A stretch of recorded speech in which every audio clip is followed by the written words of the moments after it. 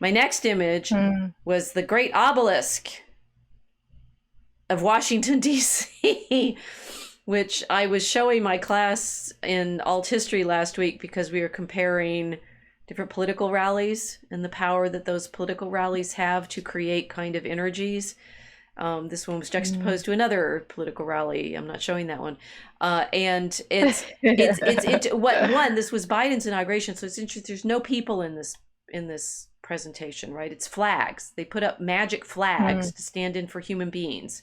So talk about ATM machine being replaced by a person being replaced by machine that dispenses money. This was the people who should have been attending on the inauguration of our human president, we hope.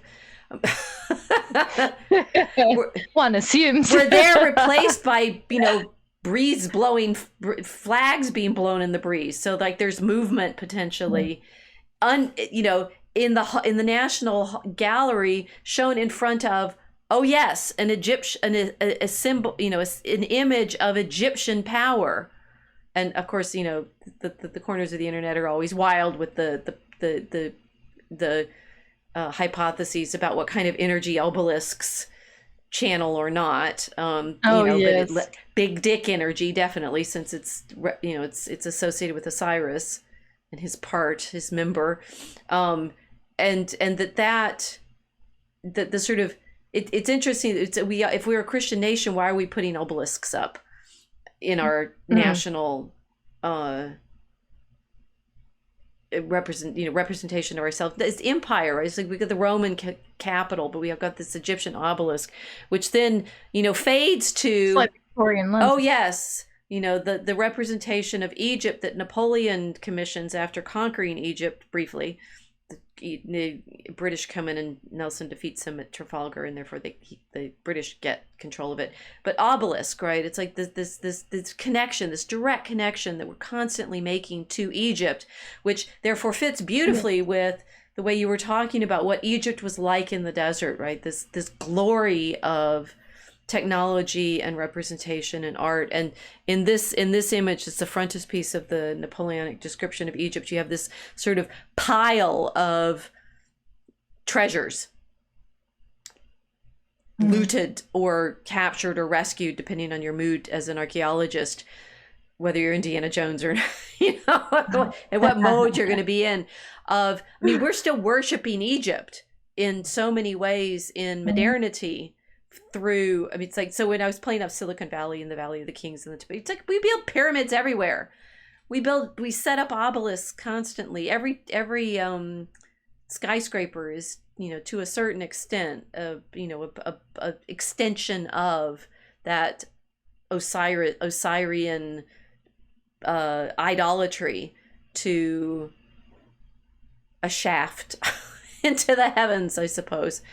They all, come on, skyscrapers like like obelisks more than anything else. Maybe cathedral towers possibly, but there's this. We're very still. It's interesting to be we're still very much in the place of the Israelites in being in awe of this architectural, idolatrous power. Yeah, we are. Well, this is the issue. If you start to think of Egypt as the empire of big tech, yes, then our relationship to that empire starts to make sense. And then you start to think about, what did the Exodus mean for us to be taken out of the empire of big tech and brought into a different mode, a different way of living? And why is it that God took us out of big tech empire? It's not the back-breaking brick baking in Egypt was not the only slavery.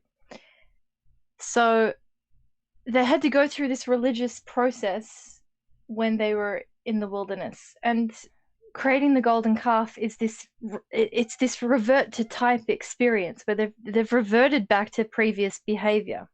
It cannot have been a new thing. This has to have been a reversion to previous behavior that they've been prohibited from doing. It's very similar now to the problem that we have with our fear over AI taking over everything and replacing us as human beings. Absolutely. And also, on top of on the side of a fear of AI taking over our place as human beings, an almost desire for that to happen too, because we're obsessed with progress. And it's just it's another step forward in terms of technological advancement, which is what we seem to want to do all the time. No one ever says, right, time out, we've got enough technology. It never happens. So we're constantly trying to push forward into more and more technology, but the spiritual development has a lag time with it. And so I'm seeing the prohibition over the Israelites creating idols as a way for them to begin to have a proper relationship with the machines of their own hands. They don't have an experience where the machines become their gods by default of programming their behavior unconsciously as they're using them. So that feels more hopeful to me than I'm wondering whether we can be, because some of the problem is this tech is always going to work on us. It's like Torba's hope and premise is we can train the bots to make Christian art. And this is where I am actually worried. We'll go to Indiana Jones and exploring ancient Egypt, right? There we go. Indiana Jones explores ancient Egypt. Whether we can go into ancient Egypt and not be caught up in the idolatry. This is to say, now I have the 19th century Europeans in a hall where they're suddenly encountering all of this statuary and architecture and such, which of course it's interesting. So that we have the Israelites being taken out of slavery in the Old Testament, and then the 19th century with Europe. Once Napoleon conquers Egypt and the Europeans are suddenly this is when it makes sense for Indiana Jones to be this character exploring ancient Egypt, because that's when the Europeans come in and just flood Egypt with this desire to dig it all up, right? And they're going to dig it all up because they're obsessed with the Old Testament at this point. As we've talked about in previous streams, they're obsessed with the historical Jesus and the historical Bible. So they're going into Egypt with this fantasy version of that the ancient world is still there, and they're going to be able to discover it. But they also, I think, this is one of David Roberts' famous drawings, when the Europeans go and they're first encountering these ancient these Egyptian antiquities. They're not excavated, right? If you go now, I guess the tourist sites are all set up properly and stuff, and you can see the rest of the statues. But in David Roberts' famous drawings of the monuments, many of them are still basically up to their knees in sand. And there's this, because the Muslims are not digging them out at that point. It takes the Europeans coming in wanting to have access to whatever this technology is, right? This statuary technology that they want to pierce the mysteries of. And I also like that Roberts is capturing in these images what the desire to go into the temple looks like. It's dark. There's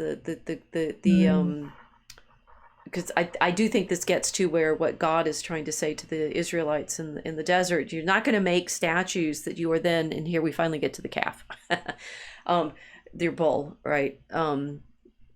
That you are not going to set these statues up in these temples, in this sanctum, and have them before me as strange gods and serve them and adore them. I'm thinking about what it means. So it's the effect of this art technology in drawing people's attention. Again, it goes back to the attention and the value of human attention. And the art technology of Egypt captivates it in a way that very few things seem to do in the same way. Like, I had a girlfriend, God bless her. She was always going on about being reincarnated.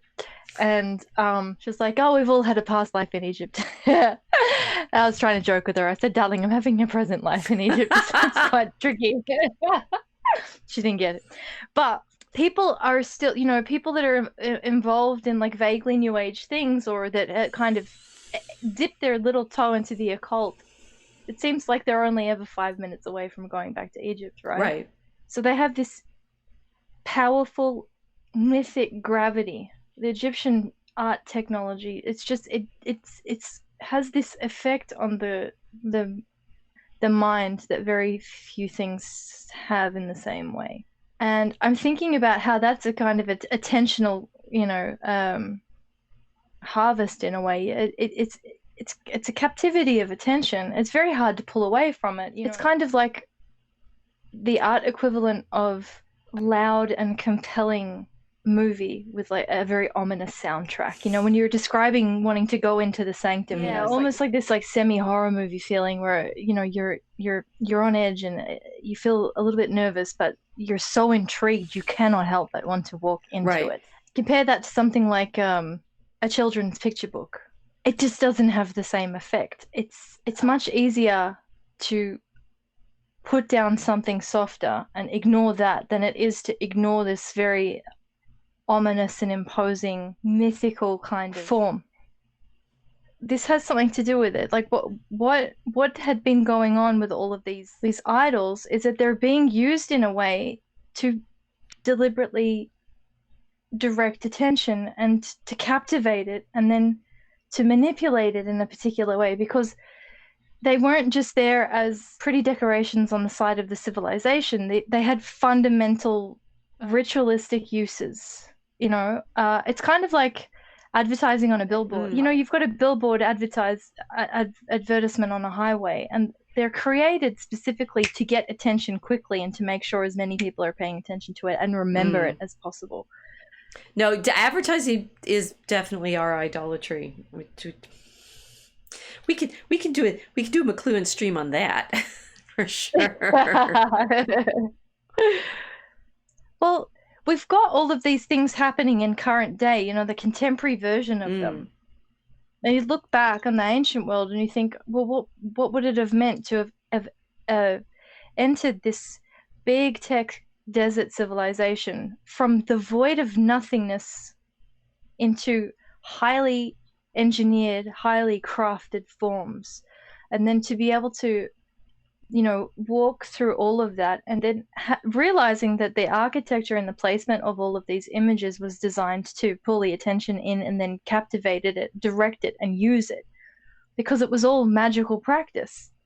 So how I kind of think of it like this, we're going back to the literacy problem, that I feel really relaxed when I'm in an environment where there's no English. There's no language that I know. I can't read the script. Suddenly the brain is relaxed in a way that it's not usually. You can ignore the advertisements because you don't understand them. Things start to disappear. You don't have this constant bombardment in your attention. It's stripped and refocused on other things. So these massive art technologies are attention grabbing, attention captivating, and then it's kind of a slavery of vision in a lot of ways. It makes sense to me that God wouldn't have wanted that for his people when he was trying to draw them out of that environment and to bring them into a proper relationship with him. Don't create competing images that are going to direct the focus away from me. Banks of human attention start to build up until they become bigger and bigger and bigger. And then things become so big you can't ignore them. It's just too spectacular that they can't be ignored. The gods become too powerful. The idols become too powerful.